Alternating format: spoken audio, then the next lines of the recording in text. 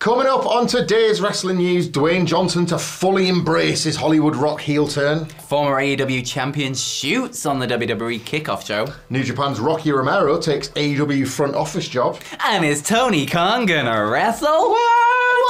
I'm Michael Hamflett. I'm Phil Chambers. And this, Phil, This is the news. The news. And where else to start but with Da Rock, the People Champion, the most electrifying man, all that sort of stuff. He's, of course, been all over wrestling headlines since returning to the business a couple of Fridays ago. A lot has changed since then, though. Gone from top babyface in his own mind to top heel in the minds of most of the WWE fan base. And it seems as if Rock's wrestler brain has kicked in and he's bang game for a bit more of it.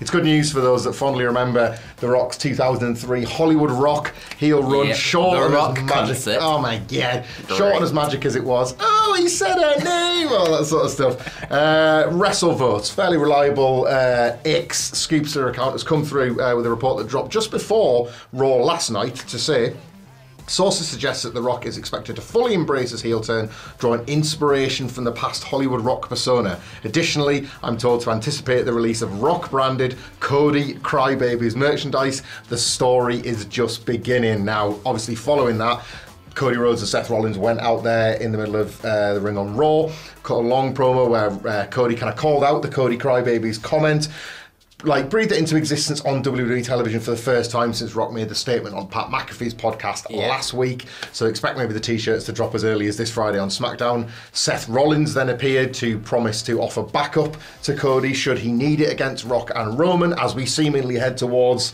the tag match, title match doubleheader over WrestleMania weekend.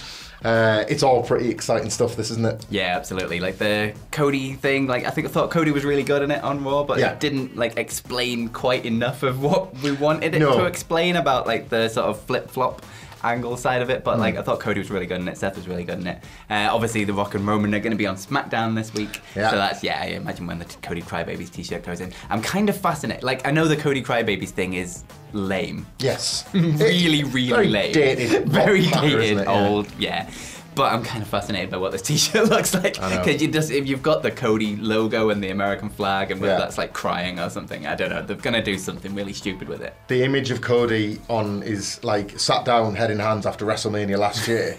So like, but like having a little animated tear, but then the rubber chicken's still in shot. Yeah, something along those lines. Or just a rubber chicken with Cody's head crying. I think we've done it. That's before like The Rock says, because he mentioned McNuggets as well, didn't he? So maybe that's the lore of how the rubber chicken. Guess where he wanted him to shove them. Straight over his ass. Thanks, Rock. But Cody made a little point, and we'll go into this in more detail on the Raw Review podcast, which you can find on the What Culture podcast YouTube channel later on.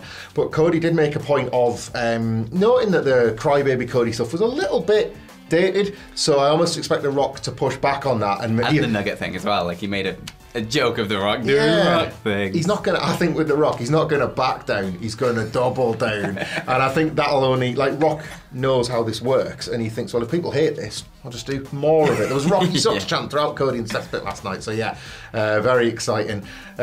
He's not just a Hollywood guy that's done a couple of films back in 2003. He is, as they kind of said on Raw last night, one of the most famous people in the whole world. Yes. I don't see how this goes badly. Yeah, absolutely. And I think this is far more interesting as a sort of run-up to WrestleMania than it ever would have been with Rock as a face, because we know what that looks like. We know what that looks like in this day and age. We know what it's looked like in the past. And obviously he's been heel before, like quite a few times. Like if you look back quite a big chunk of his career, he was a heel.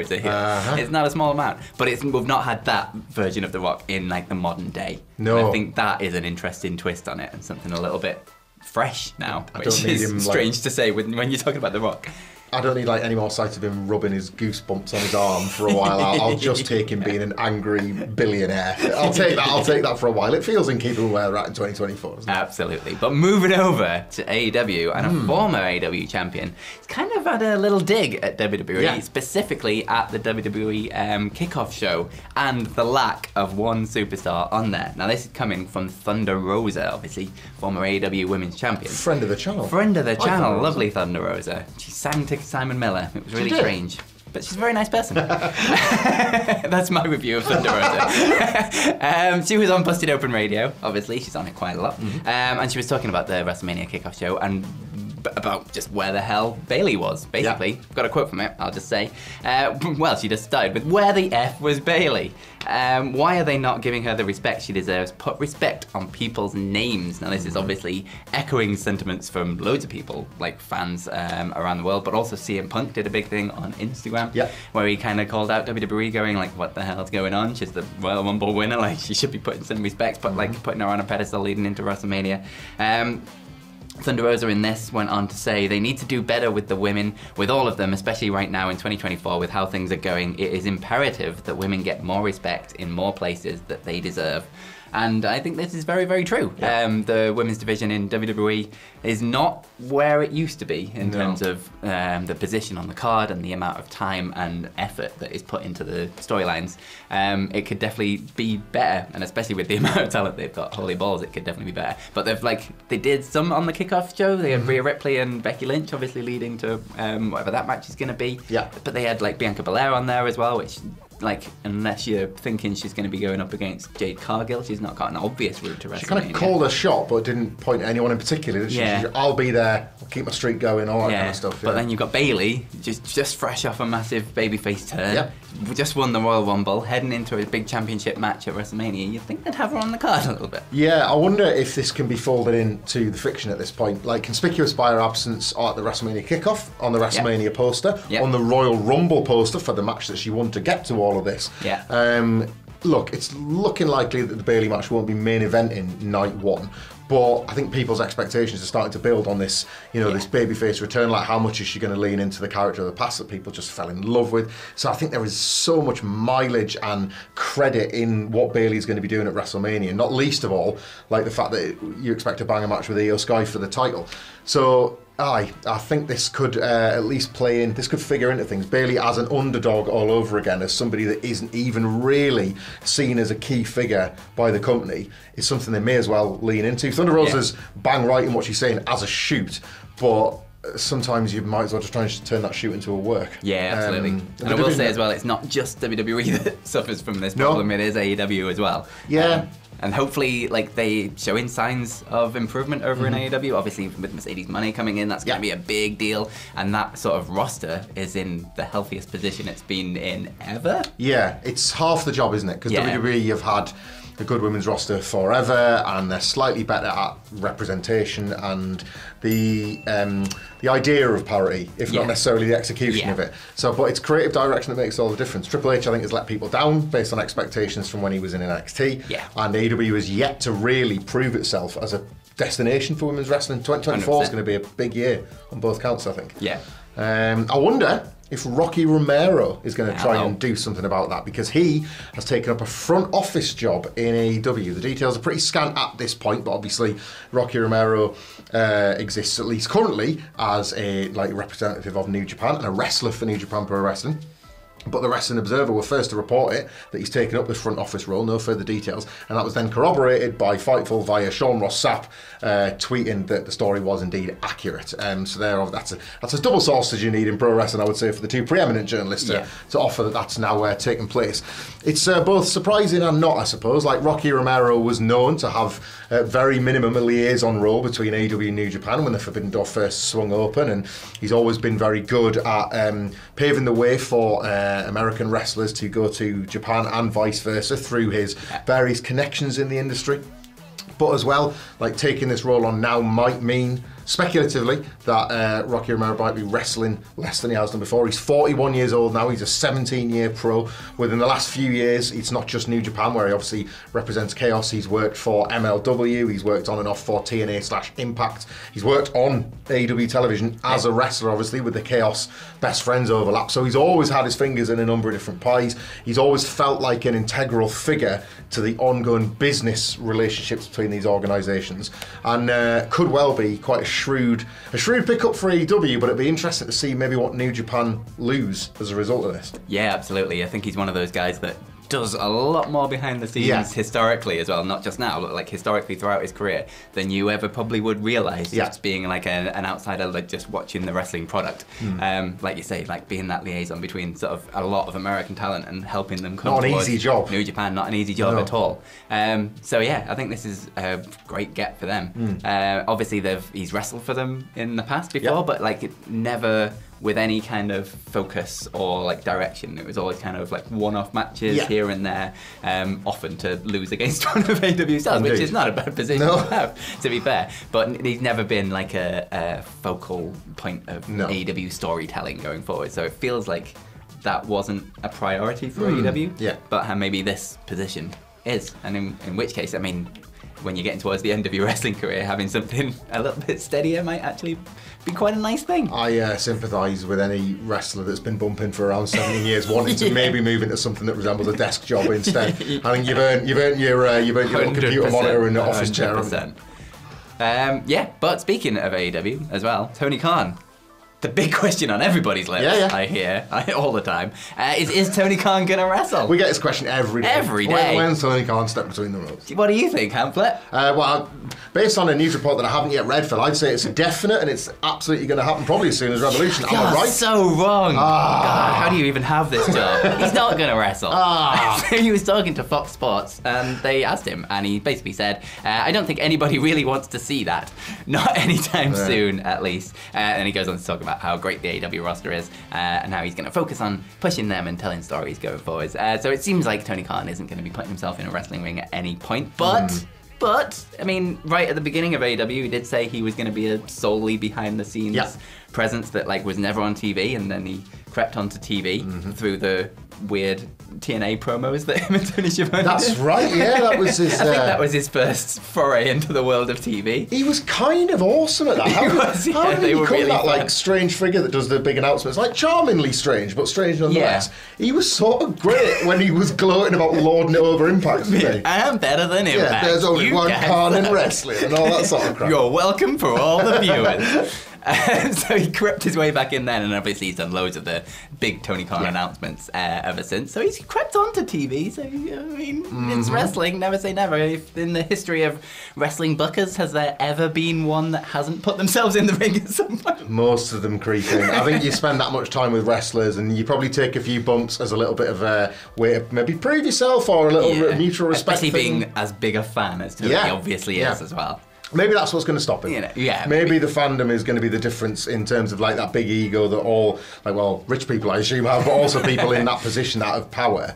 Maybe that's going to be the barrier. Maybe the fact that he loves it. Like, I love wrestling and I've never wanted once in my life to take bumps. What about you, Phil? I love wrestling and I did go to wrestling school. So yeah, I was complete opposite. This is it.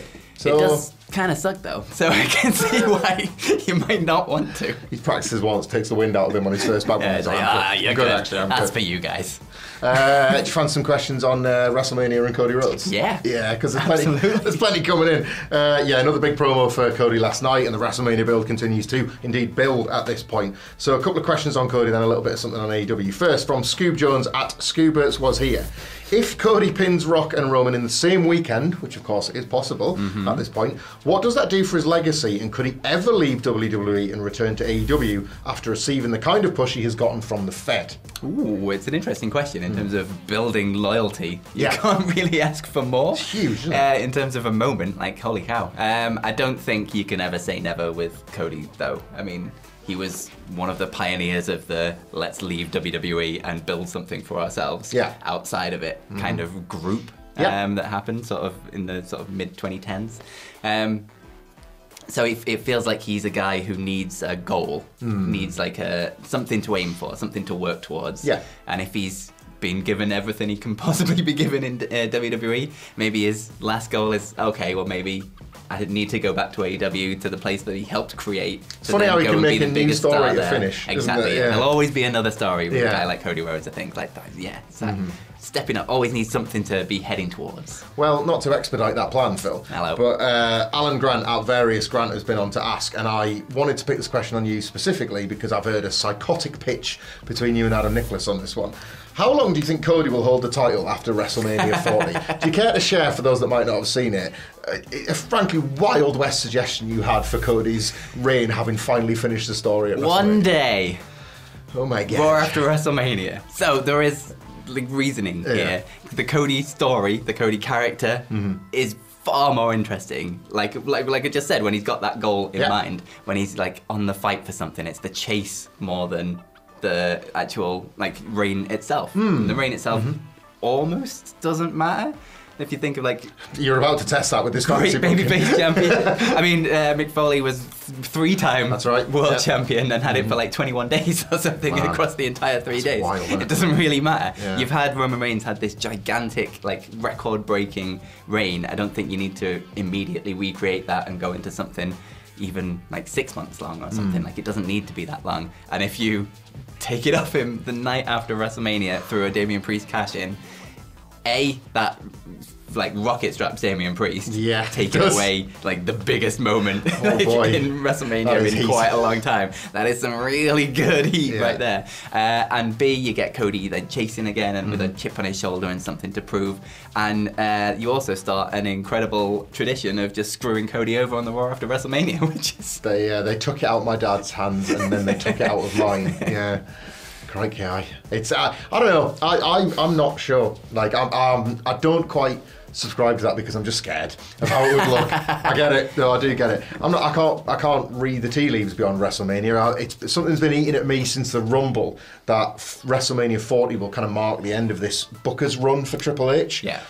Which I know is a very big picture and covers every wrestler, but all Bookers have runs realistically, and I just feel like the conclusion of this story, now that we're back on track to finish it properly, feels like it'll be the climax of a lot of things Triple H has done. Often the hardest thing, they say it in kayfabe, but it's true in reality too. The hardest thing is not winning the belt, it's keeping it. And obviously wrestling's not real, but it's what they mean by that is how the champion feels as the top guy. Cody's called himself the quarterback over and over again.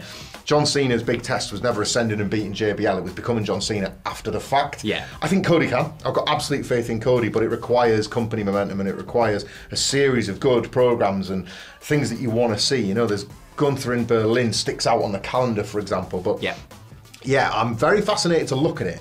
But I'm too edgy to make a prediction on it at the moment until he's actually got the thing in his hands. Yeah. Only then I feel like anything we say before that feels like it'd be jinxing it. Yeah. I think if you're not going to do something shocking and really quick, I think the Gunther in Berlin one would make a lot of sense. Like if you strap up Gunther in Berlin and you've got till August, so that's like a decent run for Cody. I think that would be an incredible moment for Gunther in terms of creating a new top superstar. And nobody's asking for Cody to have a Roman-esque run. No. Babyfaces don't need to then go on another 1,000 odd days. You know, it makes more sense for it to be heel than it did in the Hogan era where you got those 4-figure runs. Yeah.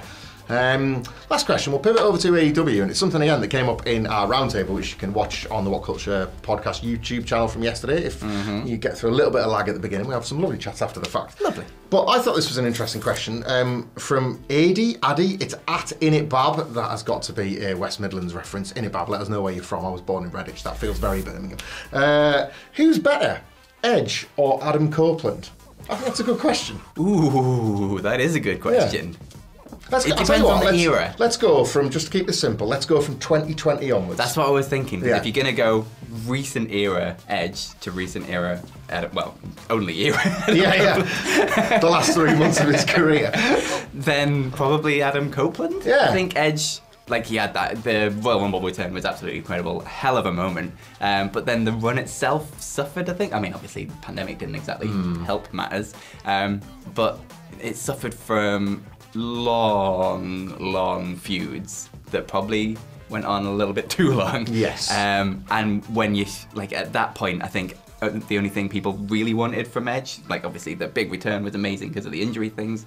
If you just went through and did a bunch of like one-match feuds that were just the dream matches of everyone we never got to see Edge face. Like the final Sheamus match was like, when that came around, it's like, holy cow, how have they never faced each other? That was amazing, wasn't it? Yeah. And that's like a really cool little thing. But like, because he got so mired in the like Randy Orton stuff and that took up so much time, like I think you lost out on a lot of these little dream matches that you, like, we should have got, I think, in WWE. And now with Adam Copeland and the Cope Open, killed the buzz around him a bit as well. Because to flip him and it's like, can we just forget that happened? Yeah, that was a bit awkward, isn't it? But with the Cope Open, that feels like what he's doing now. Yeah. Like he's just facing a bunch of younger guys that he wants to face, and that feels like a lot more fun to me. That's what you want to watch. When he did that press conference, and obviously he named the likes of Kenny Omega and MJF. Yeah. But that trickles down. He's got Daniel Garcia on Wednesday's Dynamite. Exactly, I think that is perfect. That is exactly what I want to see out of Adam Copeland in 2024. Yeah. Like Christian stuff aside, because you should do it. Yeah. Oh yeah. But absolutely. like, you know, that's like there's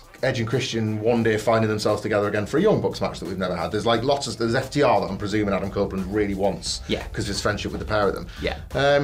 There's lots of stuff in AEW. Like the table feels fairly full, and I don't think he needs to be near the main event either. No. Like the rankings are there for him to look like he's working towards a title, but I don't think it's a necessity with Adam Copeland. He's not that type of guy. Yeah, like a Sting run. Like he never even wanted to touch a title, let alone win the tag titles at the end. But yeah, I don't think you need to. Like it. Retire in one Sting and just get in it. That's not the worst situation for AEW. There's a position, there's a whole card of things that can be happening, and he can be in there somewhere having great little matches with people that he just wants to wrestle. And that's far more fun probably than another big strapping World Championship one or something like that. Growling. He's done that, he's been there, he's done that. Growling down the lens like this and making you feel intense and keeping your eye contact like I'm doing right now with grit, and you think, okay, I don't want to look at you. But if you want to look at one of our videos, Phil, you can do so right here, and we will see you soon. Have a good day.